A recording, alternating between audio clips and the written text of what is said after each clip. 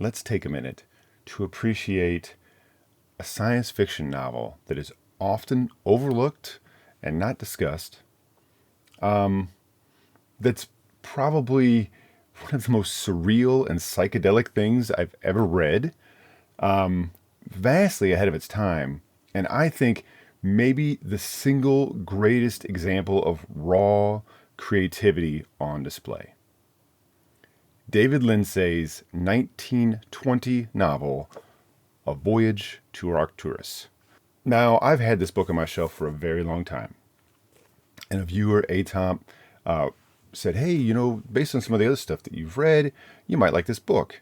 And I thought, "Oh, I actually have that. I bought it 20 years ago, and I don't really remember why I bought it. I always intended to read it and never got around to it. And it's survived various purges that I've done through the library. Like, oh, I'm never going to read this book. I'm just going to get rid of it. But I always kept it, not really remembering why I bought it in the first place. I thought, I'm never going to have a better opportunity to really have the energy to say, let's do it. Let's dive in. Let's do this. I'm extremely glad that I did. A really, really great read that maybe isn't for everybody, but I really think that everybody should try it. If you like science fiction, you don't even have to like Golden Age science fiction because it is not very emblematic of Golden Age science fiction at all. In fact, when I would look at the book, when I looked at this cover and read the back, I, in my head, pictured something like Van Vought's Slan. That's what I thought it would be like, right? That Golden Age sci-fi. It's not. But what it actually is more like is the play Waiting for Godot by Samuel Beckett.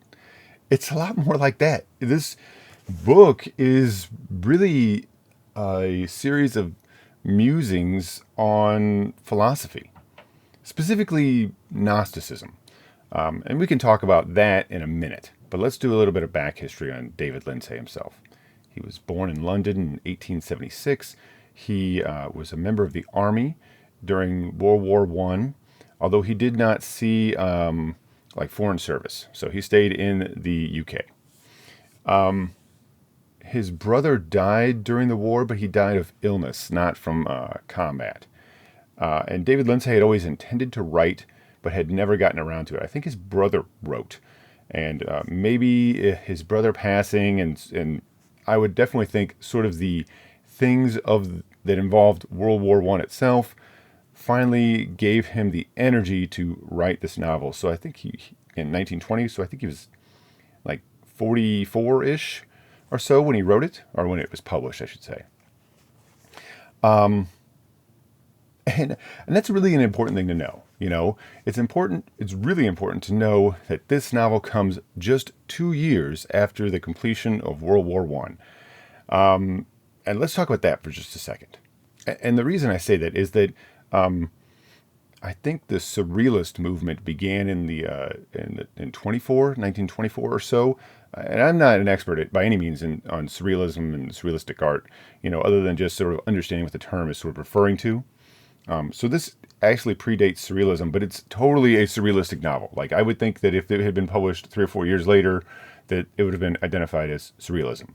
The reason I think that stuff happened post World War I was because the world that David Lindsay grew up in is not our world, right? The things before World War I, it's not the world that you and I live in. It just isn't. It's very hard even for me to understand exactly how much of an amazingly drastic change happened after World War I, right? You have an entire generation of young men who died in the trenches of France, right? Literally almost the entirety of a generation.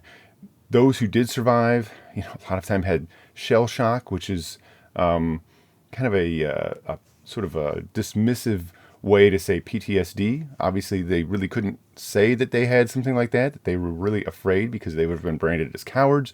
So you have a whole generation of soldiers coming home who are suffering intense trauma from the shelling, the non-stop, and that's really important to understand, non-stop shelling that happened in Europe.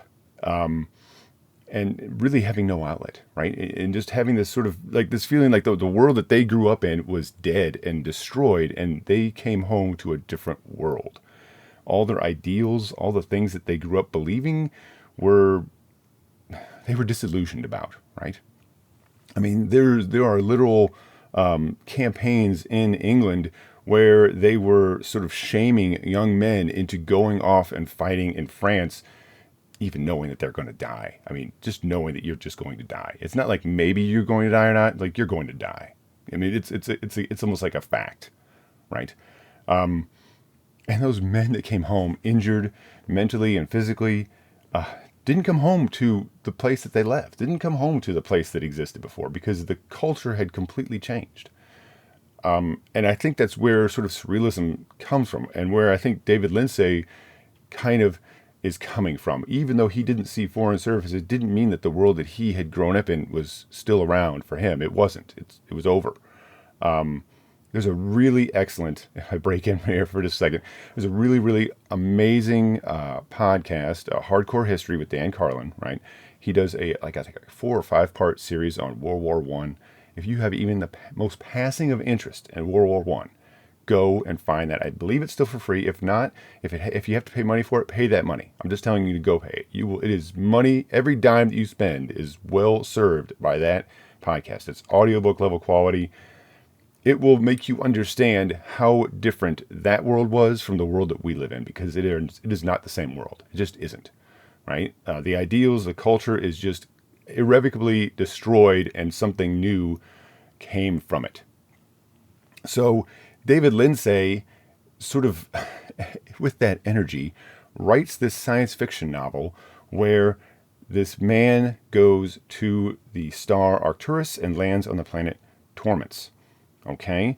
And has just literally psychedelic adventures. I mean, it is very much reminiscent of something psychedelic. This book, even though it was written in 1920, feels like something that the things that it does are things that are done in the 60s and the 70s, right? It's like 50 years ahead of its time, for sure. It still somewhat has the writing style of its time, so it still feels like writing around that time, although it's not exactly, but it still sort of does. But the stuff that it deals with, the things that it does in its novel are just, I don't think anybody else was even touching. Notably, 1,400 copies or something of the book were printed, and only about 596 were sold. Right, so it did not sell well. It was not a success. It was rejected. A lot of people were rebuffed by this novel. I mean, it wasn't until the 50s or 60s, long after Lindsay had passed, that this book sort of got a resurgence, that people read it and talked about it. Writers and critics have something to say about the Voyage to Arcturus. For example, Colin Wilson, the writer and critic, said it was the greatest novel of the 20th century. It influenced C.S. Lewis and J.R.R. Tolkien. The imagery and the philosophical and metaphysical musings of this novel are talked about by Clive Barker and Michael Moorcock and Philip Pullman and Alan Moore with a lot of favor. It's a really, really interesting novel, and it does challenge. It does at some point become a little challenging, so it may not be for everybody. I definitely think anyone who likes science fiction should try it. I really think you should try it. Maybe you won't agree with everything, maybe you won't like everything, but you will read nothing else like it. I have never, ever read anything else like this, unless it's modern and it's trying to imitate it. It's trying to do the same things. As I said, complete, raw, whole cloth creativity. It's like, I don't even know where these ideas come from sometimes. He just comes up with them. David Lindsay invents whole colors, jail and Ulfire, and then sort of tries to give you reference to what those colors are sort of like, right? It's like this compared to this compared to this, right? And those colors are used throughout the novel. When the main character lands on the planet, he grows new external sensory organs. Okay, and he uses those organs to perceive things that he could never perceive before. And then later, chooses to remove some of those organs, or those organs change and new organs adapt and grow. Just wild. But it's not random. That's the thing too. It's all these things have a purpose. They are not just David Lindsay just throwing things out like a deck of cards and just sort of like, oh, here's something weird I just thought of. It's not like that at all. All of it is carefully structured. You can totally feel that this is something he worked very hard on. A lot of the discourse between different characters, you can tell that that conversation was gone over a few times to make sure that it worked a certain way. I really enjoy it. It was really a trip. Let's give a little bit of a synopsis here. In this novel, there's a man who's wealthy, whose name eludes me, unfortunately, but it's not really important. And he's sort of going to have a seance at his house, right? He has a man called Backhouse who's going to perform this seance. And this man whose house it is has a woman that he's interested in, and he's hoping that she's going to show up. And this sort of feels like really something he's doing to sort of like entertain her because he's interested in her. But Backhouse is very serious, and he wants to be inspected to make sure that this isn't really a trick. He says this is not a trick. This isn't like a regular seance where I'm going to predict your future and do some weird wibbly stuff. This is a real thing. He's like, he even says, I don't even understand what it is I'm doing or how I can do it, but I can do it. And if anyone understands it or knows what I'm doing, please tell me, because I don't. But he says what he's going to do is he's going to have a figure, a person, male or female, he's not sure, materialize right in front of him. And you'll be able to talk to this person and touch this person. They will be real for the duration of the seance. There will be no projections, nothing. He doesn't want the lights dimmed. He wants to be inspected to make sure there's nothing going on, right? He's had no time in this room by himself to set things up or hide things. This is not a trick.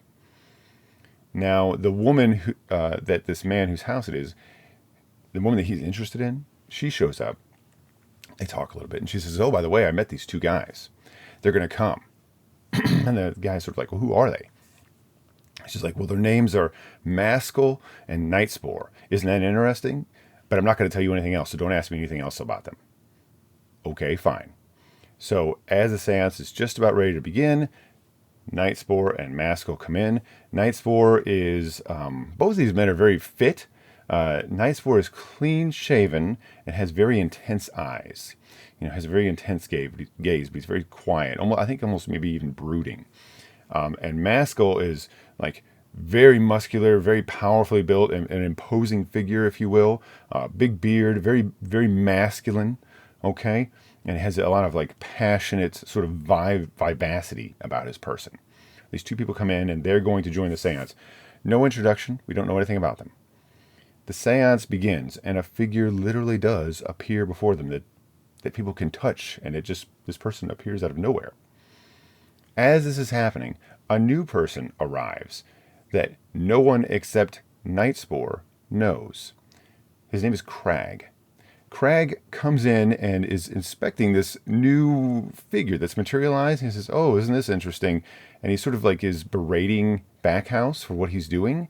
And then he goes over and he snaps the neck of this person that was materialized, turning the head 180 around, if I remember right. Okay? The body falls on the floor, and as this figure dies, it gets this insane grin on its face, right? A grin that does not reach its eyes. Only the mouth is smiling, and it's this ultra-wide, like Joker-esque smile that never touches the rest of the face. And Crag, this new person, says, that's Crystalman's grin. Okay, well, the woman runs out of the house, freaked out, totally, right? Most of the people run off. Crag, Nightspore, and Maskell leave the house, and we never see anyone else from the seance again. These are our main characters. Crag, Nightspore, and Maskell. Specifically Maskell. Now, Crag asks Nightspore and Maskell if they would like to go to Arcturus. And they say, you mean the star Arcturus? And they say, yeah. He says, yeah, I'll take you there. And Maskell says, I don't know how you plan to do this, but if you can get me to Arcturus, I would give just about anything. He says, I would give even my own life for 24 hours on there. And Crag says, you'll have your wish. You'll get more than 24 hours, but not much. And then he tells them to go to this observatory and wait for him. They wait there for a day, and there's some other events that take place, in a very sort of brief chapter. And ultimately, right before they get into this sort of ship, ship that they're going to fly to the star Arcturus and land on the planet Torments, right? Before they get in there, Crag and Maskell and maybe Nightspore, I don't quite remember, all strip down completely naked, and Crag and Maskell wrestle before finally sort of Nightspore sort of breaks it up and says, okay, let's get going. And they fly to Arcturus. Isn't that an unusual beginning? Can you imagine why this book was not popular in 1920, right? You can think about why this book wasn't popular. I mean, I think even in sort of reading this, somebody had a sort of interesting little sort of anecdote that like even Lord Dunsany, in writing The King of Elfland's Daughter, which came a few years after this, apologized for writing such fantasy, right? So let me just also say that is the least crazy part of this book. That is the least crazy part. Okay, it only goes up from there, right? We're rationing up from there for sure. When we get to the planet Torments, Maskell wakes up having slept on this sort of 24-hour flight, and of course there's lots of things I'm skipping over. And Crag and Nightspore are gone, and he follows this drumming sound that he heard in Scotland at the observatory before they left Earth. He hears this drumming sound, and he was told to always follow that drumming sound. And so he's on this quest to find this drumming sound and sort of explore this planet Torments. He grows a new sensory organ out of his chest. I believe it's out of his chest. I don't remember the name of the sensory organ. But there's all sorts of things. And it just gets wilder from there, right? And what we end up getting basically from there on are these sort of like, I would think of them as being like acts, right? And every act has a sort of philosophical idea sort of presented, and Maskell has to sort of like wrestle with it in a sense, usually sort of somewhat mentally wrestling with it, sort of deciding whether he wants to agree or adopt this philosophy, and often he does, and then often he rejects it. And this crystalline grin shows up multiple times because it'd be very easy to say that Maskell is in some way psychotic. He's not, right? But really these sort of like these acts, these sort of vignettes, these little scenes that we have with Maskell sort of exploring the world, which is completely bizarre and strange. Two suns, and at a certain time of day you can't even go outside, or you can't be in the sun because it will basically kill you. It's so hot. And these new sensory organs that can perceive things, that you can even dominate the wildlife with your mind if you're strong enough. The water of the ocean is of varying densities, and you have to be careful you don't fall through it. And that really doesn't even express how strange it is, because not only do you have that, but you also have these philosophical musings that are going on that are sort of couched in this symbolism that Lindsay sort of invents whole cloth for you, with you, as you read the novel. It's a wonderful and amazing trip, and it's very heady. There's definitely a point where I thought, I'm in a pretty deep right now. I'm not certain if I quite understand what this symbol is really representing anymore, because sometimes the symbols change states depending on the new environment that he's in. Absolutely love the book. It's a fantastic read. I don't want to go into a lot of detail because one, I don't want to spoil it for you because it's a wonderful thing to experience.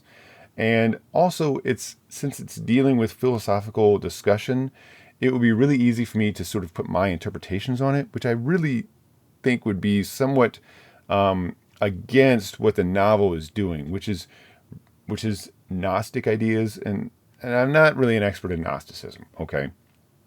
But essentially, my understanding of Gnosticism is sort of a personal discovery, right? How you personally interpret the world, not what you're taught. So it's not what someone tells you, but it's how what that experience means to you in your own head. Okay, and so this journey is, in a sense, Maskell interpreting these events in his own head and deciding what they really mean, what the ultimate meaning of this is, because that's sort of what's going on for a lot of the for most of the youth and even the adults post World War One is what all these things that we believed are now defunct or we're disillusioned about them. What really is the meaning of life? What is the meaning of existence? What do these things that I do really mean? Right? If I get rid of all the pleasurable and things in life, things that I like and things that people tell me are great and all this other stuff, if I push all that stuff away, what does it really mean to me? What do I really think about that? And that's what Arcturus is trying to get down. It's trying to get down to the very, very bottom of it, going all the way down to the deepest part of the deep end of the pool. It's a really great journey, but it would not, I think, be super interesting for me to sort of say, I think this and this, because it's somewhat of a personal journey, right? It would be interesting to have a conversation with other people about it, sort of as a panel type thing or something like that, or a series of conversations. That would be neat to do at some point, maybe. Who knows?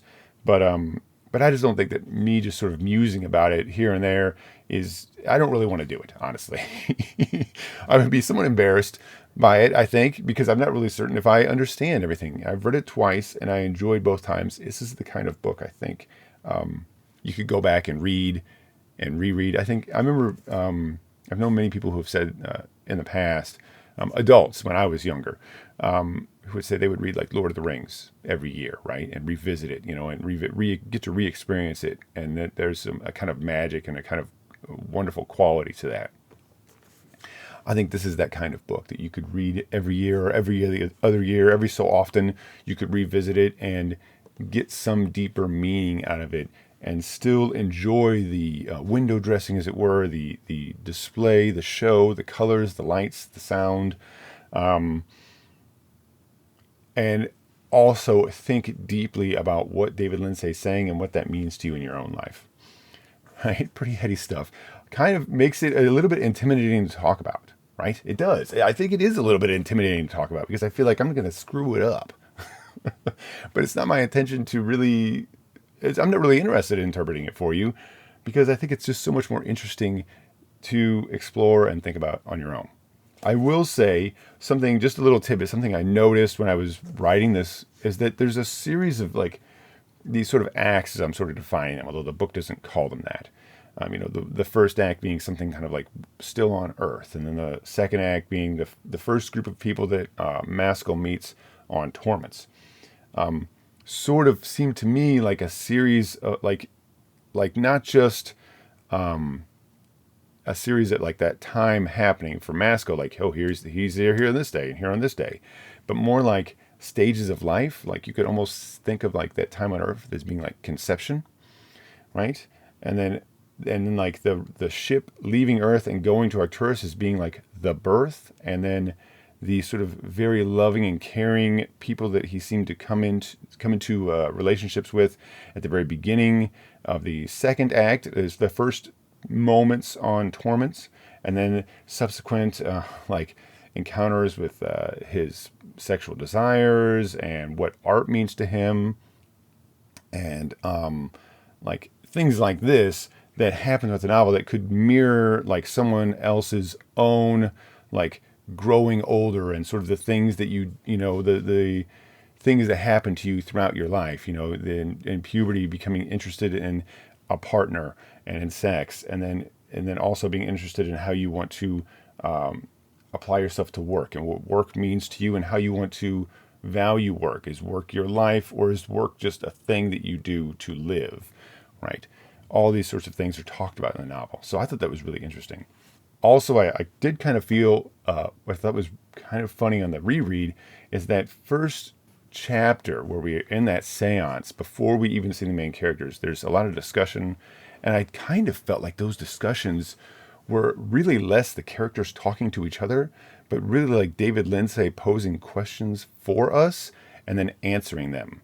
So I think one of the best examples of something is when I believe it's Backhouse says, "This is not a dream," and that's really important. That this is not a dream. This does not have a dreamlike quality. I think that would be the wrong thing to say, because it makes it seem, I don't know, sort of like flowery or pleasant or sort of relaxed in a certain way. They have it sort of romanticized, and just don't think that that's the imagery here. It's not that it's harsh and ugly and mean and nasty, although it kind of is sometimes. It's also like a wondrous journey, or to use a sort of archaic term, it's maybe sort of sublime in a sense. Fantastic book. I'm going to check my notes here to see if I missed anything, because I just kind of talked and I didn't really look at anything else. But it's definitely something I think that you should try. If you know, I mean, I think that the philosophical side, I'm reluctant to talk about it too much because I feel like I'll steer someone away. That they'll say, this isn't for me. It's not something I want. I think it's a mistake. I really do. I think you should try it. I really do. I think I found at a certain point in the novel that I was kind of felt a little bit lost, but I kept going anyway because I thought, well, I could stop and I could take really careful notes and compare them, and that's one way to approach the book.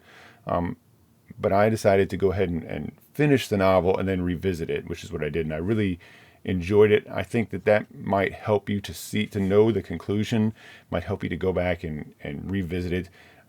In a sense, you could almost say that the Voyage to Arcturus is like a microcosm of like the Book of the New Sun. And I say that because the Book of the New Sun is just the same way. You have to kind of like surrender to the book at some point. I just surrender. Okay, I'm along for the ride, right? You know, like Chris and I joke. Chris said, you know, the Book of the New Sun is like Gene Wolfe clubbing you over the head and throwing you in the trunk and say, we're going on a trip. It's sort of the same thing here on Arcturus, right? David Lindsay is clubbing you over the head and throwing you in the back of the car for sure. It's just a shorter ride. David Lindsay doesn't have as far to take you, but it's a much more intense ride. Okay, much more intense. And I think it's great. I think it's absolutely wonderful. I think any science fiction fan, especially fans of like new wave type stuff, will find some interesting things going on in here, even if you don't agree with David Lindsay's conclusions, or which are honestly not very clear per se, or just what David Lindsay is trying to do. Even if you're not in love with that, I think that you will say that was an experience that I could have only had with this book. Right? This is the only book that can give you that experience. And that's honestly what I think. I really don't think of any other book that could do what this book does. Right? In the same way you could think about The House of Leaves is the only book that could do what it did. Right? No other book can do what The House of Leaves did. You can't repeat that. Right? It did it. That's it. Everything else is just a copy. And the same way I feel like nobody else could really do what David Lindsay did here the way that he did it. Let me make sure. Just a couple more things. One is that Harold Bloom, the critic, I guess liked this book so much that he wrote a sequel called The Flight to Lucifer, and I picked it up. I'm interested in reading this. Someone suggested reading this and comparing it, and I would like to do it. I'm not probably going to read this right away. I'm not sure when I'm going to read it, but I did want to go ahead and get it because I knew that I'd forget it otherwise. Slight, just a complete segue, but into the story of this purchase. I bought this, but I guess I bought it quickly. I liked it, and then somebody's like, "Oh, gave me an offer, and it was cool." And I saw the pictures. The pictures were clear, completely represented in an accurate manner. I did not understand when these were laid out on a white table, that this was not the dust cover. That the dust cover was cut into pieces. Just didn't understand that. It's okay. I think in a live stream I did over at Pulp Mortem, I kind of joined in on a book haul live stream with them. That was a fantastic time, by the way. Someone said that they've seen this before. I think it's for a certain kind of book sleeve or book jacket that somebody makes. So I don't know. Totally okay. The seller was absolutely transparent and said this is what it is. Had pictures, everything. I made the mistake of acting a little too quickly, but it's okay. I'm cool with this. You know, I kind of like it when a book has a bit of a story, and I guess this book has a hell of a story now. So it'll be a real fun thing to visit at some point.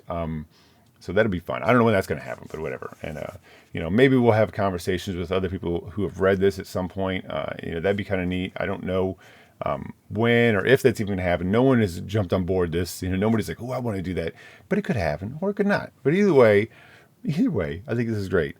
I want to leave you with a quote by David Lindsay. I think when he was critiqued, his books did not sell well during his lifetime. He did okay as a novelist. I think okay was maybe the best. But he had this really great quote, and I just love it. And he said, somewhere in the world, someone will be reading a book of mine every year. And I think it's true. I mean, what a prophetic thing for him to say. I feel like someone is probably every year discovering this book, and I hope that continues. This is amazing now. I really couldn't believe I had something this insane, this crazy, just sitting on my shelf for so long. Anyhow, thank you very much to Atop for all the encouragement. He shared his review with me. I'm not going to read his review here. Maybe that would be a little, I don't know. I would just be repeating what I said, but he had a really wonderful review, and he definitely was very encouraging and getting me to read this and talk about it. And I really appreciate it. A really great guy, too, by the way. That's all I have for now. Thank you very much for watching. Bye.